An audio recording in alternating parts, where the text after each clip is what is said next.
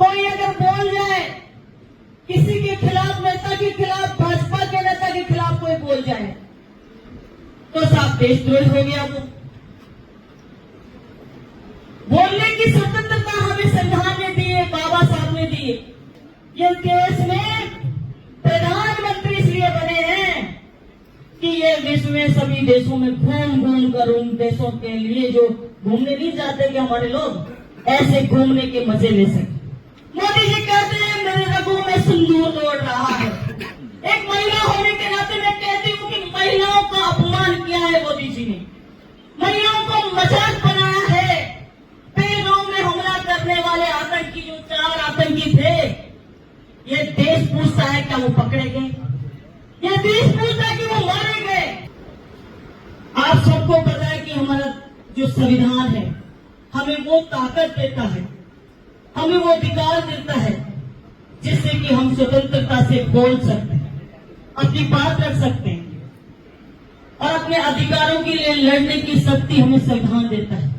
और बाबा साहब ने कहा था संविधान तो मैं बना रहा हूं, लेकिन अगर इसकी पालना करने वाले लोग अगर मजबूत नहीं होंगे तो इस संविधान का कोई महत्व नहीं रह जाएगा। आज देश के अंदर वही हालात हैं। आज देश की क्या स्थिति करती है भाजपा की सरकार ने, भाजपा के नेताओं ने। इन्होंने इस देश को अपनी प्रॉपर्टी समझ लिया है। इन्होंने इस देश के संविधान को तोड़ने मरोड़ने का ठेका ले लिया है। जहां भी हो संविधान को कुचलने का काम ये लोग कर रहे हैं। हम सब कांग्रेस के कार्यकर्ताओं की जिम्मेदारी है, हमारा धर्म है, क्योंकि हम लोकतंत्र में भरोसा करते हैं, लोकतंत्र को जानने वाले हम लोग हैं। और ये केवल 10% लोग होते हैं और हम 10% में से ही हम एक हिस्सा है। आप सब लोगों को मजबूती के साथ में हमारे संविधान की रक्षा हर हाल में करने का आपको संकल्प लेकर जाना। मैं चाहती हूं कि देश के अंदर किस तरीके से तानाशाही मोदी सरकार की हो रही है। आप सबको पता है कि चुनाव पंचायतों के कराना नहीं चाहते ये लोग। कोई अगर बोल जाए किसी के खिलाफ, नेता के खिलाफ, भाजपा के नेता के खिलाफ कोई बोल जाए तो साहब देशद्रोही हो गया। वो बोलने की स्वतंत्रता हमें संविधान ने दी है, बाबा साहब ने दी है। आज विधानसभा में हमारे बीच में रामकेश जी हमारे उपनेता प्रतिपक्ष विराजमान है। हम इस संविधान की लड़ाई को विधानसभा में लड़ रहे हैं और आप सब लोग उस चीज को देख रहे हैं। पूरे देश की जनता, राजस्थान की जनता देख रही है कि सच्चाई क्या है। सामने वाले झूठ पे झूठ बोले जा रहे हैं और अपनी बात को, झूठ को सच साबित करने के लिए उनको जो हथकंडा अपनाना पड़े वो अपनाते हैं। मोदी जी इतने देशों से हम देखते थे, इतने देशों से संपर्क है। आज प्लेन इधर के उड़ान कर रहा है, आज इधर की कर रहा है, आज इधर की कर रहा है। पूरे विश्व में ये लोग घूमे, कोई देश छोड़ा नहीं। ये देश में प्रधानमंत्री इसलिए बने हैं कि ये विश्व में सभी देशों में घूम घूम कर उन देशों के लिए जो घूमने नहीं जाते कि हमारे लोग ऐसे घूमने के मजे ले सके। क्या फायदा हुआ इस देश को? आज पहली बार उन्हें पता चला, सब युद्ध हुआ और उसके अंदर देशों का क्या सपोर्ट मिला, पड़ोसी देशों को सपोर्ट तो मिलना दूर की बात, हमारे देश के अंदर पंचायत करने आ गए हैं दूसरे देश। एक तरफ विश्व गुरु बनने की बात करता है भारत देश और एक तरफ दूसरे देशों की पंचायत भी हमारे देश के अंदर कराता है। और हमको चुप नहीं रहना है, क्योंकि आजादी के टाइम भी वही गोरे लोग थे, आज ये उसी रूप में दूसरे लोग हम लोगों को देखने को मिल रहे हैं।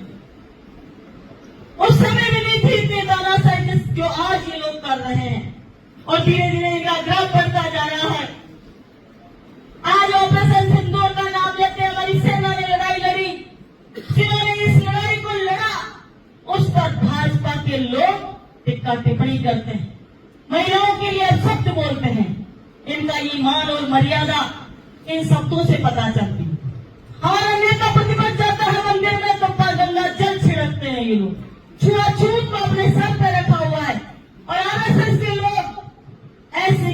स्कूलों से टिफिन मंगवाएंगे, क्या आडंबर करेंगे, कार्यशालाओं के अंदर उनके टिफिन खाएंगे और ये आडंबर करके आज लोगों के एक अलग से संगठन बनाकर तैयार कर रहे हैं। कई सारे सोशल मीडिया पे हमने देखा आरएसएस के लोगों के कपड़े वाले फोटो लगा के लोग कहते हैं कि ये देशभक्त कब जाएंगे बॉर्डर पर लड़ाई लड़ने के लिए, ये कब काम आएंगे। मैंने सवाल लगाया विधानसभा में, आरएसएस संगठन क्या है, ये क्या काम करता है। सरकारी कर्मचारी इसमें भाग ले रहे हैं, आपने ऑथराइज कर दिया, तो क्या अन्य संगठन भी ऐसे हैं जो जिनमें सरकारी कर्मचारी भाग ले सकते हैं? उस प्रश्न को डिलीट कर दिया, जवाब नहीं दे पाई सरकार और डिलीट कर दिया उस सवाल को।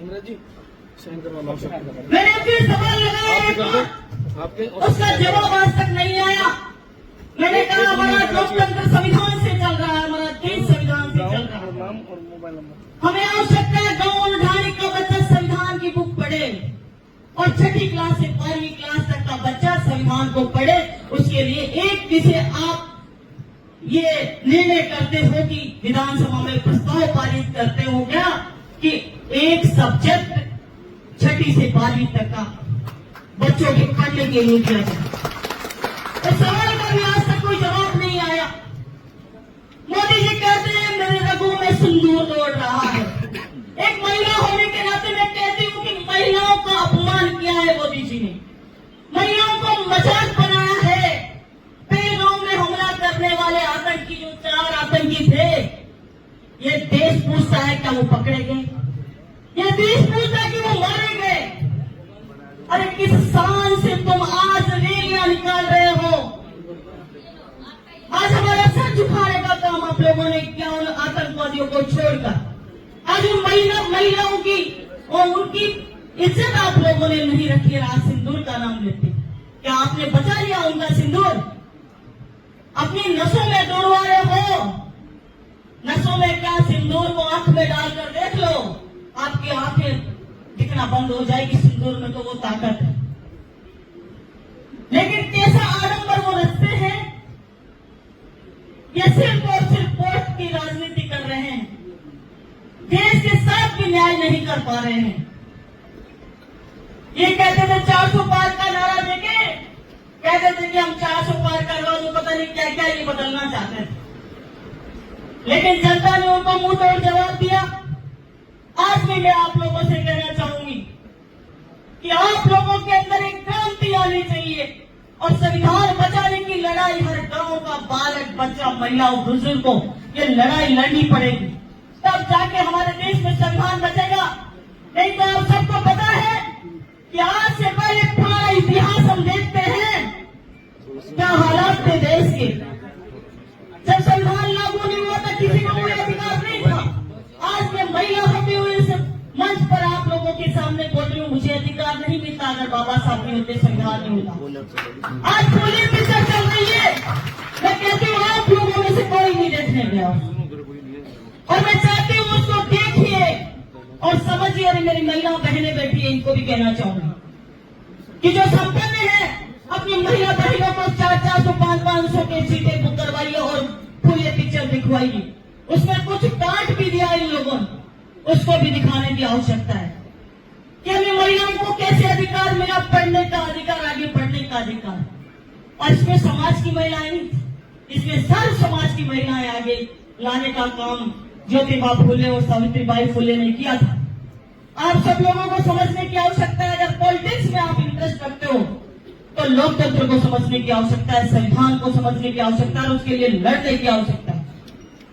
कई बार मैंने देखा एक भाजपा का झूठा व्यक्ति चाय की होटल पर 50 व्यक्तियों को एक तरफा कर देता और उनसे बचता नहीं होता एक व्यक्ति, और हमारा व्यक्ति सच्चाई का रास्ता पकड़ता है, बोलता है क्यों मुंह लगे। अरे मुंह लगने की आवश्यकता नहीं है, लेकिन इनको जवाब देने की जरूर आवश्यकता है। इन लोगों को कहने की आवश्यकता है कि तुम झूठ और फरेब की राजनीति करते हो, तुम संविधान को कुचल कर राजनीति कर रहे हो, झूठ बोलकर राजनीति कर रहे हो और तुम्हारा ये चलेगा नहीं। इस मीटिंग का भाषण आप याद रखना, अंत आने वाला है इस भाजपा, की इनकी तानाशाही चरम सीमा पर पहुंच चुकी है। और जिस तरीके से इन्हें देश को छोड़ रहे हैं, बेटियों को छोड़ रहे हैं, हमारी सेना को छोड़ रहे हैं, किसी को भी नहीं छोड़ रहे हैं ये, और सबको एक तरफा एक लाइन में बात कर रहे हैं। एक हमारे राजस्थान की एक बेटी का पति वहां मारा जाता है, उसके लिए क्या क्या गालियां लिखते हैं भाजपा के लोग।